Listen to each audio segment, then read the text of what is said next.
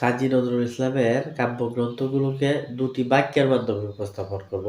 বাক্যগুলো হচ্ছে: নতুন চাঁদের সাম্যবাদী সর্বহারা সন্ধ্যাবেলায় প্রলয়শিখা জ্বালিয়ে দুলন চাপা ও চিত্তকে সঙ্গে নিয়ে পুবের হাওয়ার মধ্য দিয়ে বিষের বাঁশি বাজিয়ে ভাঙ্গার গান গাইতে গাইতে জিঞ্জিরা পার হয়ে সিন্ধু যাওয়া মাত্রই পরিবর্ষা চক্রবাক হয়ে অগ্নিরূপ ধারণ করল।